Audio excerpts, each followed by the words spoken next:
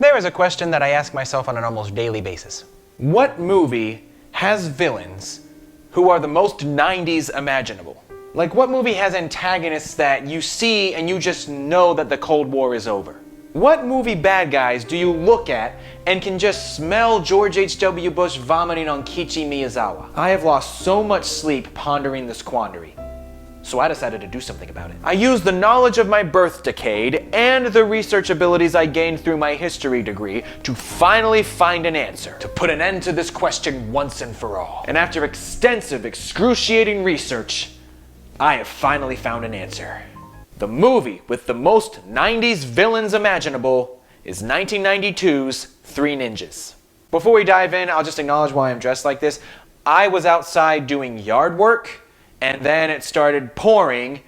Thank you, Florida, I hate you. So I had to stop and come inside, and this is what I was wearing, and I have to wait for the lawn to dry now before I go back out and cut it again. So I just decided to film this while I'm waiting for it to dry. That is why I'm wearing this, and that is why this is a little damp, if you can tell. Now let's dive into this. First off, there are many things you could picture when somebody says something is 90s. But when you're using it in a punchline like I am, that's the early 90s. Very little made it beyond that period. It is a hilarious time. And this movie is awash with the punchline period of the 90s. Like one of the main characters, Colt, this Jamie Lee Curtis looking kid right here, for a majority of the movie, I'm pretty sure he's wearing a sweatshirt that looks like an artist rendition of the 90s Cup. You can just tell they gave these kids Crystal Pepsi to keep them hyped for this movie. Now when it comes to the premise, is there anything more 90s than ninjas? When the Teenage Mutant Ninja Turtles blew up in the 80s and then the first movie came out in 1990, that I think was the catalyst. It started in the 80s, but it peaked in the 90s. This movie came out the same year as the first Mortal Kombat game, and the most popular characters of that game were two ninjas, Scorpion and Sub-Zero, and they became pop culture icons. They weren't even the main characters of the game. From then on, we got so many ninjas. Surf Ninjas, Beverly Hills Ninja, the subsequent Mortal Kombat games and movies, the Three Ninjas sequels, Karate Fighter toys, which had ninja characters, even though karate and ninjutsu are two separate art forms. There was no stopping the Ninja 90s. And the movie itself is one of the most boy fantasy movies ever made, second only to Agent Cody Banks, which itself is just full of uncomfortable male fantasies. Like, these three brothers are good at everything. They become ninjas, they fight ninjas, they play basketball in slow motion, they can straight up dunk on standard length basketball hoops, they high five their adoring peers, they bike everywhere. Like, sometimes I feel like this movie was written by a young boy in the 90s, or at least what an adult would think a young boy would write about in the 90s. It works sometimes, cause like that's your target audience. Other times, yeah, it's pretty laughable. Let's moralize them. Yeah, that. And y'all, I know that the main point of this video is the villains, but these kids, man, why won't they stop yelling, "Aya"? Like before every move they make, sometimes when they're not even fighting, they just go, "Aya!" Wasn't like the whole point of ninjas that they were silent? Like that was their whole thing? Stealth, silence? You know what defeats the whole silent assassin thing? A chorus of "Ayas." I'm not a martial artist, I don't study any, but I'm pretty sure that other martial arts use exclamations to like help harness their power or something, like karate and judo. Did you actually teach them karate but said it was ninjutsu to make them feel cooler? Because somehow these kids didn't think highly enough of themselves? And if I'm wrong, you can let me know. I'm not an expert on any of this, it's cool. But yeah, if you played a drinking game for every time these kids yelled "Aya," you'd die so quickly. You'd be gone quicker than if an actual ninja got to you. You would out a white flag that your liver pushed through your colon in surrender.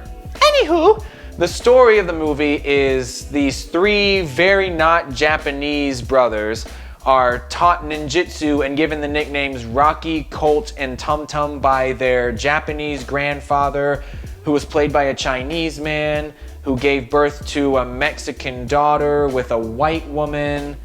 Yeah, this movie has some very Cinderella 97 casting going on there.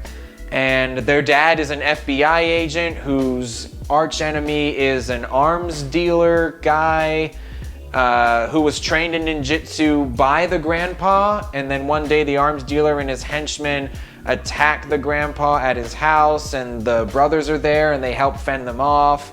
So the arms dealer wants to kidnap the brothers to use as collateral because they're too cool or something. Yeah, as I may have mentioned before, this movie was written for boys. But this guy is the main bad guy, Snyder, spelled with a Y, naturally. And like, look at this guy. He looks like a guy who would pay somebody to follow him around with a boombox playing I'm Too Sexy at all times without knowing that the song is a joke making fun of him. He looks like if Steven Seagal had a personality. He looks like Fabio's Wario.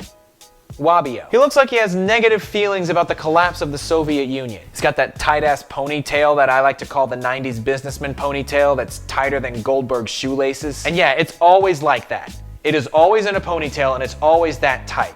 Even after a climactic ninja battle. Looking like that, you just know he's got a lot of harassment allegations against him, but it's the 90s, so no one cares. And what other decade besides the 90s are you gonna find a villain who looks like that and knows ninjutsu? And I'm gonna give the actor who plays him, Rand Kingsley, some credit here. He understood the assignment. He knew exactly what kind of movie they were making. A bad one. And he gave it his all. The FBI! I will rip out your heart. Kids! I want them found now! Or I'll tear out your liver! Oh, and check out how he's defeated in the end.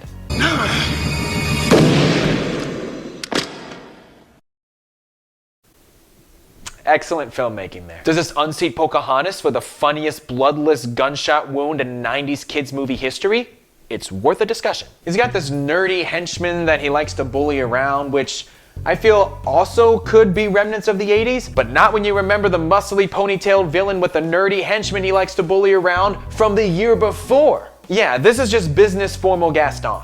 We've also got these two bullies at the school that they briefly tangle with. These are the ones that they play basketball in slow motion against, and Rocky inexplicably dunks upon. You got this kid right here who looks like he refuses to accept that Vanilla Ice and Marky Mark are already lame by 1992, and he will defend himself violently if necessary. I'm pretty sure my oldest brother modeled his look after this kid for a while. And then you got this kid who looks like both members of Criss Cross morphed into one being. They're only in it for a little bit when they steal Emily's bike. Oh yeah, Rocky's got this girl he's probably into named Emily. A bike which Marky Ice there said would fit his little sister perfectly, so aw, he's stealing for his little sister. And then they play that ridiculous basketball game I keep mentioning to get the bike back. And let me just say, I kind of like that Emily calls out Rocky for showing off before the game starts because like, he does a lot, they all do, and that's kind of how he loses the bike in the first place. At least I would if she wasn't so goddamn happy after he shows off to an inconceivable degree by somehow f***ing dunking on these assholes. Seriously, everything about this basketball game is just laughably awful, and I'm definitely laughing and I'm embarrassed to be watching this kind of way. You got this Snyder henchman named Rushmore who, well, yeah, he could be a villain in a non-90s movie, but he definitely fits the 90s ninja movie villain bill. By the way, he's not actually Japanese. He's Hawaiian and Chinese. So I think this movie about a Japanese art form doesn't have any actual Japanese people in it. And another fun racial fact about this movie, which is an interesting sentence, the one black adult character in this movie, the dad's FBI partner, is named Jerry Curl. But what puts this movie over the top, what solidifies this movie's villains as being the most 90s, are these guys, whom I, and most everyone on the internet who remembers this movie, refer to as the dudes. And like, there's nothing else that I could call them. They use the word dude more times in this 84-minute movie than I think the entire world's population has this decade. There's another drinking game that'll end your life. They show up in this movie because the LeFou to Snyder's Gaston is one of their uncles, and these three are like professional armed robbers or something like that. So he hires them to do the aforementioned kidnapping of the titular three ninjas. They're probably in this movie because a bunch of studio executives got together and thought, what's popular right now? A family comedy about adult criminals breaking into a kid's house while his parents aren't home and the kid inflicts a plethora of slapstick pain upon the criminals? Yeah, let's do that, but with three kids in deafening colors who know ninjutsu for some reason because the premise isn't quite 90s enough. Oh, and we'll do it not at Christmas so you can watch it whenever. But these ain't no Harry and Marv. Harry and Marv could break into your house at any time. These dudes would only break into your house in the 90s. Because like, Look at them. You got this guy looking like Jeff Daniels' lesbian cousin, looking like he's gonna go surfing with Eddie Vedder in Colorado. Like he can't quite commit to being a grunge guy or a surfer dude, so he just kind of split the difference. You got this guy whose jeans have more holes than Mary Jo Buttafuoco's face. He's wearing a Metallica shirt because he knows that they're the only 80s metal band who's gonna survive Kurt Cobain. Looking like his entire existence inspired Wayne's World, but he's not smart enough to notice that he's being made fun of. He looks like if you told him that your favorite band was New Kids on the Block, he'd stab you. And then you got the ringleader of the dudes, Fester. And for the record, the names of the other two dudes are Marcus and Hammer. But I literally didn't remember that until I was researching this movie. I remember Fester's name because of this immortal line delivery. Where is Fester? And like maybe Hammer could be an 80s villain looking like that, but not with a name like Hammer. That's a 90s name. Because I'm not sure if y'all remember, but there was a brief period in the early 90s where if you looked at your watch, it would tell you it's Hammer time.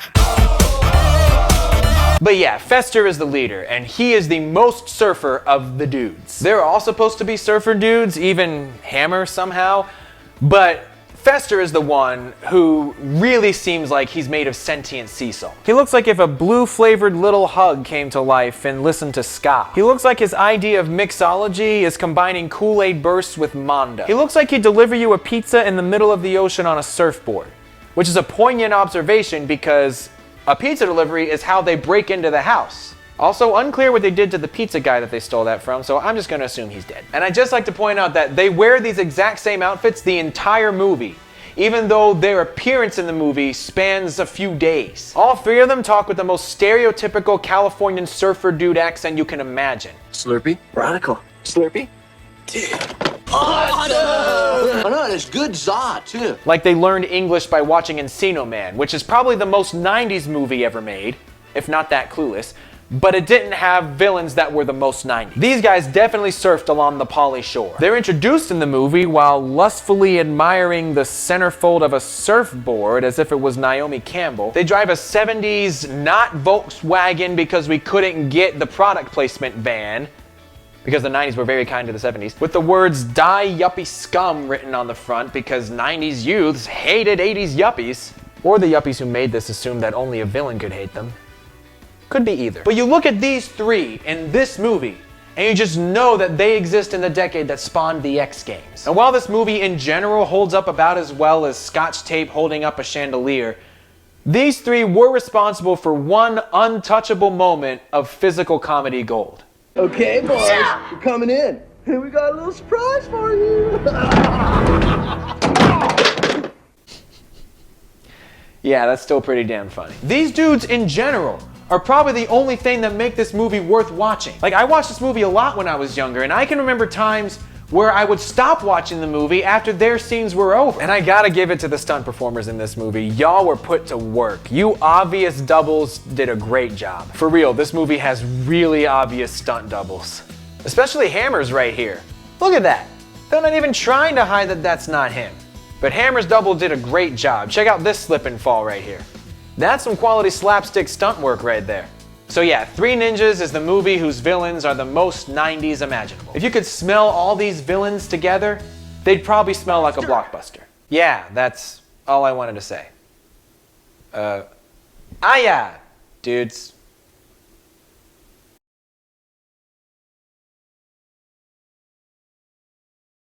Okay, the grass is dry now. I gotta go finish cutting it.